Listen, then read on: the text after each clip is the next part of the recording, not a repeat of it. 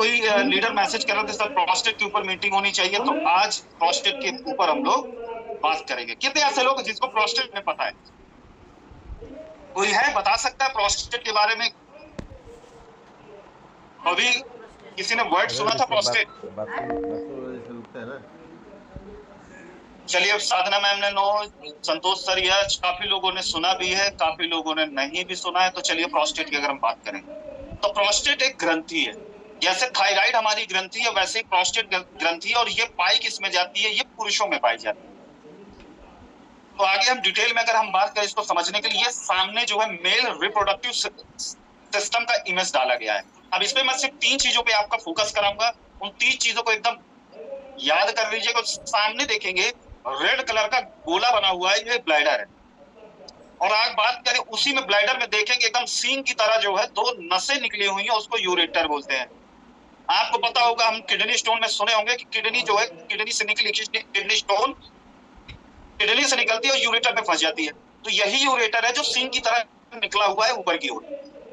अब ये क्या करता है कि जो भी किडनी फिल्टर करता है आपके यूरिन को, यूरिन क्या करता है, ब्लेडर नामक टंकी में जाके इकट्ठा हो जाता है ब्लेडर में। अब ब्लैडर से आप देखे होंगे गोल गोल जो है नीचे, जो है जैसे ही आप नीचे उतरेंगे तो देखेंगे कि ये गोल गोल गोल बॉल नुमा जो है कुछ ना कुछ बना हुआ, बीच में उसके जैसे पाइप गया हुआ है। तो ये जो गोल गोल चीज है ना, यही प्रोस्टेट ग्लैंड है। अब प्रोस्टेट ग्लैंड का काम क्या है? प्रोस्टेट ग्लैंड को समझ लीजिए, हिंदी अगर देसी भाषा में समझाया जाए तो ये आटोकट है। आटोकट है 2 चीजों के बीच। एक तो जो ब्लैडर में भरा यूरिन है, दूसरा सीमन है जो पुरुषों में पाया जाता है। यानी 2 चीजों में अगर बात करें, ये आटोकट है। यूरिन पास करनी और कब सीमन निकालना है, इसके बीच जो ग्रंथि काम करती है उस ग्रंथि को बोलते हैं प्रोस्टेट। अब इसमें एक तीसरा जो मैंने चीज बताई है, जो मैंने कहा ना 3 चीजें आपको नोटिस करनी, तो यूरेथ्रा। तो यूरेथ्रा वही पाइप है जिससे आप सीधा एकदम चला आता है, जिस पर यूरिन पास होता है। तो अब नोटिस करिए, फिर से मैं रिपीट चीज को, कि ब्लैडर है जो सबसे बड़ा बॉल नुमा सामने रखा हुआ, इसमें यूरिन इकट्ठा होता है, यूरिन आता है यूरेटर से देखेंगे सींग नुमा जो बना हुआ है, और ब्लैडर से ही देखेंगे पाइप उतरा, पाइप में जो है उसको यूरेथ्रा बोलते हैं, उस पाइप में जो एक बॉल लगी हुई जिसको प्रोस्टेट ग्लैंड बोलते हैं। और इसी को समझ लीजिए एकदम आटोकट। कब यूरिन पास कराना है, कब आपका जो है सीमेन करना है, ये इसका जो ध्यान रखता है ये प्रोस्टेट रखता है। अब होता क्या, यही ग्रंथि में अगर बात करें बहुत सारी प्रॉब्लम हो जाती, अधिकतर देखा जाए जो ओल्ड एज के लोग होते हैं मोस्टली उनमें प्रॉब्लम होती है इसी ग्रंथि के कारण।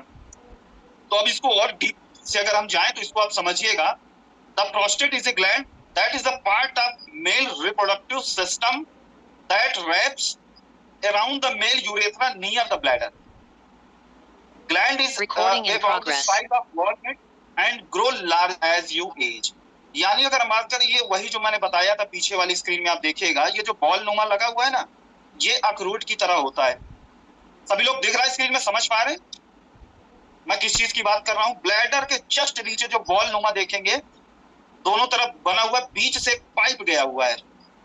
ऐसा लगता है जैसे कोई पाइप गया, उसके चारों तरफ जो है बॉल लगा दी गई हो, वही उसी को प्रोस्टेट ग्लैंड बोलते हैं। अब ये अखरोट के समान होता है, जैसे जैसे एज बढ़ती चली जाएगी तो इसका साइज भी जो है बढ़ता चला जाएगा। ये सामने देख रहे होंगे ब्लैडर, और ब्लैडर से एक हल्का सा पाइप गया हुआ है, और पाइप के आजू बाजू देखेंगे कि बॉल नुमा जो है आपका प्रोस्टेट ग्लैंड है। अब ये देखिए और क्लियर पिक्चर में अगर बात करें, ये ऊपर दिख रहा है आपका ब्लैडर, ब्लैडर से जो है आप ये येलो कलर की देखेंगे प्रोस्टेट ग्लैंड लिपटी हुई है। अब होता क्या है आप समझिएगा, इसका काम क्या है? The prostate release prostatic fluid with the following function. Forms around 20% volume of semen. जितना भी सीमेन निकलता है अगर बात करें, उसमें से 20% जो है प्रोस्टेट ग्लैंड ही फॉर्म करता है। Important for proper functioning of sperm cell, therefore male fertility. अगर बात करें इसमें अगर कोई प्रॉब्लम हो जाएगी तो पुरुष पिता नहीं बन सकता, क्योंकि उसको जो स्पर्म सेल में प्रॉब्लम हो सकती है। इसको चेक करने के लिए हम लोग क्या करते हैं, प्रोस्टेट स्पेसिफिक एंटीजन, इसको पीएसए भी बोलते हैं। ये एक एंजाइम होता है, ये क्या करता है, सीमन्स को जो है थिनर कर देता है। और सुपरमाइन इंश्योर स्पर्म सेल मोर्टेलिटी, ये क्या करता है, हमारे जो स्पर्म का जो सेल होता है उसका मोर्टेलिटी यानी मूवमेंट को एक्टिवेट करता है। The muscle of the prostate ensure forceful expulsion of the semen into urethra and outside during ejaculation. Ejaculation मतलब स्खलित होना. Closing of the urethra up to the bladder during ejaculation. वही मैंने कहा जो ऑटो कट होता है, कब आपका सीमेन, कब आपका जो यूरिन निकलना है, इसका जो सिस्टम बनाता है वो प्रोस्टेट ग्लैंड है, यानी ऑटो कट, कब सीमेन, कब आपका जो है यूरिन. इसके बीच जो अगर बात करें, जो पास करता है उसको जो है प्रोस्टेट ग्लैंड का काम है, प्रोस्टेट ग्लैंड ही बोलते हैं इसको. अब अगर हम आगे बढ़े तो प्रोस्टेट ग्लैंड में बहुत सारी बीमारियां हो जाती है, जिसमें 3 मेजर बीमारी है, जिसमें प्रोस्टाइटिस है. और मैंने एक मीटिंग में बताया था, जिस भी बीमारी के पीछे अगर आइटिस लग जाए, जैसे कोलाइटिस, अर्थराइटिस यानी स्वेलिंग, सूजन हो जाना, और दूसरा आप देखेंगे इनलार्ज प्रोस्टेट, इसको बीपीएच भी बोलते हैं, इनलार्ज प्रोस्टेट को बीपीएच भी बोलते हैं. और तीसरी जो प्रोस्टेट में बीमारी हो जाती, बहुत देखा जाए बहुत कॉमन सी बीमारी आजकल हो चुकी है, प्रोस्टेट कैंसर. अब ये होता कैसे, सामने आप देखेंगे नॉर्मल प्रोस्टेट और प्रोस्टाइटिस के बीच अंतर. अब समझ लीजिए, ये सामने जो राउंड कलर का ये आपका ब्लैडर है, ब्लैडर के नीचे आप देखेंगे सेबनोमा जो है, ये आपका प्रोस्टेट ग्लैंड है.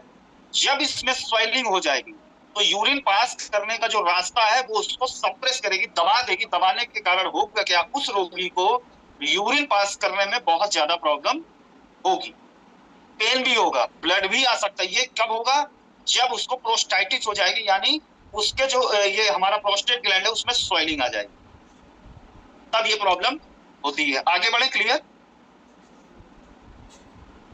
अब बात करें इसी की और स्टेज है प्रोस्टेट कैंसर. अगर इसको सही नहीं किया गया तो प्रोस्टेट कैंसर में कन्वर्ट हो जाता है, यानी वही आपका जो है प्रोस्टेट ग्लैंड में आप देखेंगे अल्सर हो जाएगा, और अल्सर के साथ आप आगे देखेंगे जब फ्री रेडिकल्स की संख्या बढ़ती चली जाएगी तो क्या होगा, वो कैंसर का रूप धारण कर लेगा. अब ब्लैडर विथ कैथेड्रल इन सिटू, अब इसको समझिएगा. अब होता क्या है कि जैसे उसको प्रोस्टाइटिस हुआ, तो प्रोस्टाइटिस होने के बाद वो जो यूरिन पास करने की जो नली गई हुई है, उस प्रोस्टेट ग्लैंड सप्रेस करती है, आती है, तो यूरिन पास नहीं होता. जब पास नहीं होगा तो ब्लैडर क्या करेगा, अपने जो साइज है उससे बड़ा होगा, और पेशेंट को क्या होगा, बड़ा भारीपन लगेगा, और ब्लैडर ऐसा लगेगा फट जाएगा, भयंकर का. तो इसमें क्या करते हैं कि एक जो है पाइप होता है, उस पाइप को जो है मैनुअली इंटर करते हैं, और इंटर करने के बाद आगे बैलून होता है, बैलून फुला देते हैं, जिससे सारा यूरिन ऑटोमेटिक पास होके इकट्ठा हो जाता है. आपने देखा होगा बहुत सारे, जब हॉस्पिटल जाएंगे तो होगा क्या, एक बैग लटकाए होते हैं अपने जांघों के पास, अपने पैरों के पास. क्या होता है, यही जो है आपका कैथेटर उनके अंदर डाला जाता है, ताकि जो भी ब्लैडर में जमा हुआ यूरिन है वो आसानी से पास हो जाए, क्योंकि उनका जो नली है सप्रेस हो गई है प्रोस्टेट ग्लैंड बढ़ने के कारण, जिसके कारण होता है कि उनका यूरिन पास नहीं होता है. अब ये कारण क्या है, तो एक मेजर कारण है कि ओल्डर एज. जैसे जैसे आप देखेंगे कि मोस्टली ये प्रॉब्लम जो है बुजुर्गों की होती है, रेस के कारण ये प्रॉब्लम होती है, कुछ ऐसे फैमिली हिस्ट्री भी होती है जिसके कारण ये प्रॉब्लम होती है, मोटापे के कारण भी होती है, और लगातार बैठने वालों के साथ भी ये प्रॉब्लम होती है. पुअर डाइट, डाइट में अगर न्यूट्रिशन की कमी है तो भी ये प्रॉब्लम हो जाएगी. और स्ट्रेस, जितनी भी बॉडी में अगर बात करें, मोस्टली अगर बात करें, सब में आता है स्ट्रेस स्ट्रेस स्ट्रेस. तो स्ट्रेस से रिमूव करना, क्योंकि स्ट्रेस अगर रहेगा तो बहुत सारी हमारी बॉडी में प्रॉब्लम क्रिएट हो जाएगी, उनमें से प्रोस्टेट वाली प्रॉब्लम भी हो जाएगी. अब इसका सिम्टम क्या है, अब होता क्या है, रोगी जब हम किसी के पास जाते हैं तो क्या करता है, वो सिम्टम देता है हमें. तो सिम्टम में इसका चाहे स्क्रीनशॉट ले लीजिए, स्क्रीनशॉट लेंगे, इसको डायरी में आप नोट कर लीजिए. तब ये याद रहेगा, जब भी आप किसी व्यक्ति के पास जाएंगे और व्यक्ति क्या करेगा, अपनी प्रॉब्लम बताएगा, तो आप फटाक से पकड़ लेंगे कि इसको प्रोस्टेट की प्रॉब्लम है, किडनी स्टोन की प्रॉब्लम है, या इसको यूटीआई इंफेक्शन है. इसमें क्या होगा, फ्रीक्वेंट अर्ज टू यूरिनेट, बार बार उसको जो यूरिन जाने की इच्छा होगी या यूरिन वो जाएगा. Need to get up many time during the night to urinate, रात में अच्छा खासा सो रहा होगा, अचानक लगेगा उसको यूरिन लग गई है, तो रात में बार बार जो है यूरिन जाएगा. ब्लड इन द यूरिन और सीमेन, जब वो पेशाब करने जाएगा, यूरिनेट करने जाएगा, तो उसमें ब्लड भी आ सकता है, और साथ में सीमेंस के साथ भी ब्लड आना, ये लक्षण है कि प्रोस्टेटाइटिस है, उसको प्रोस्टेट की प्रॉब्लम है. पेनफुल और बर्निंग यूरिनेशन, यानी अगर बात करें यूरिन करने में भयंकर उसको पेन होगा और जलन होगी, तो समझ लीजिए प्रोस्टाइटिस के लक्षण है. Not being able to urinate, कभी कभी होगा कि जब वो आप देखेंगे यूरेथ्रा जब पूरी तरह से सिकुड़ जाएगा तो एक बूंद भी यूरिन पास नहीं होगा। जब यूरिन पास नहीं होगा तो यूरिन वो जाएगा भी नहीं, तो भयंकर उसको पेन भी होगा। और पेनफुल इजैकुलेशन जब वो स्खलित होगा तो आप देखेंगे उसमें भयंकर पेन भी होगा। अब अगर हम बात करें इसको चेक कैसे करेंगे, तो इसके लिए अगर बात करें, ये जो है आपका 5 प्रकार के जो टेस्ट होते हैं, जिसमें आप देखेंगे कि पीएसए टेस्ट होता है, प्रोस्टेट स्पेसिफिक एंटीजन, इसका भी आप स्क्रीनशॉट ले लीजिए। सीटी स्कैन की कारण भी पता चल जाता है, बायोप्सी से भी पता चलता है जब वो आगे का लेवल बढ़ जाता है। बायोप्सी उसका जो टिश्यू है वो जाता है जांच के लिए, और मोस्टली अगर बात करें कैंसर के पेशेंट के लिए बायोप्सी होता है। यूरिन एनालिसिस भी होता है, और digital rectal exam. Digital rectal exam में क्या होता है, द्वारा क्या करते हैं कि डॉक्टर उंगली डालते हैं, उंगली के कारण चेक हो जाता है कि जो प्रोस्टेट ग्लैंड है वो बढ़ गई है या छोटी है या नॉर्मल है। ठीक, तो ये डायग्नोज के कारण पता चल जाता है कि उसको प्रोस्टाइटिस है या यूटीआई इन्फेक्शन है, या आपका अगर बात करें तो उसको किडनी की प्रॉब्लम, क्योंकि लक्षण लगभग सेम रहते हैं, लेकिन पेन के कारण जो है डिफरेंशिएट ये हो जाता है। तो प्रिवेंशन क्या किया जाए, दवा तो साइड में करते हैं, सबसे पहले उस पेशेंट को क्या क्या प्रिवेंशन करना चाहिए, तो सबसे पहले क्या करना, उसको एक्स्ट्रा फैट लेना देना चाहिए, और साथ में जो है सैचुरेटेड फैट। अब जैसे मुझे पता है कि मैंने राइस ब्रांड की मीटिंग करी थी, तो उसमें मैंने सारे फैट्स के बारे में बताया था, saturated fatty acid, TUFA, poly unsaturated fatty acid और मूफा। तो इसी में जो एसएफए की मात्रा ज्यादा हो जाती है, घी वगैरह बंद कर देना चाहिए, क्योंकि इसमें एसएफए की मात्रा बहुत ज्यादा होती है। मार्केट की अगर बात करें, सब आपका जो ये रिफाइंड वगैरह सब अवॉइड करा देना चाहिए। और ऐसे रोगी को क्या करना चाहिए, सब्जियां और केला, फल में अगर बात करें केला, सब्जियां खूब दबा के इसको खिलानी चाहिए। अवॉइड क्या क्या उनको छोड़ना है, रेड मीट छोड़ देना है, प्रोसेस्ड मीट, लीन पोल्ट्री छोड़ देना है, like skinless, turkey chicken, canned fish such as tuna, salmon and sardine. यानी ओवरऑल अगर बात करें, मीट को जो है इंटेक नहीं करना है। बीन्स और लेगुमिन्स को इंटेक करना है।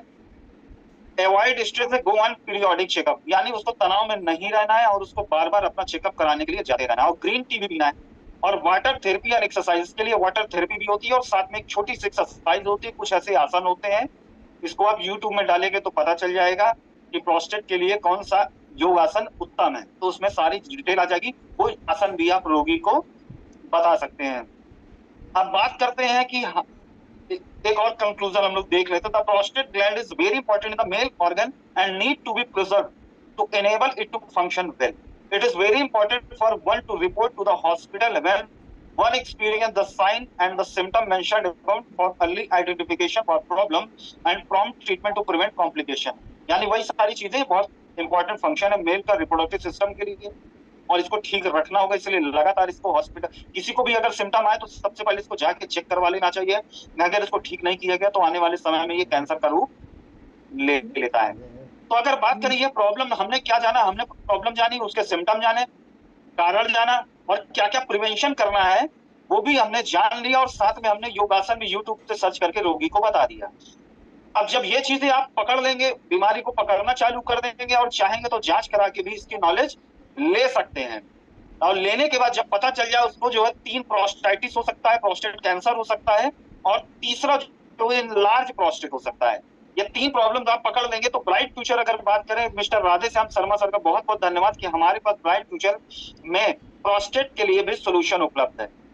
इसमें क्या क्या दे सकते हैं अब हम लोग जानेंगे कि इसमें सबसे पहले अगर बात करें, हमारे पास प्रोस्टेटिक बीएफ करके सिरप आता है, इसको 10 ml सुबह, 10 ml शाम गुनगुने पानी के साथ देना है पेशेंट को।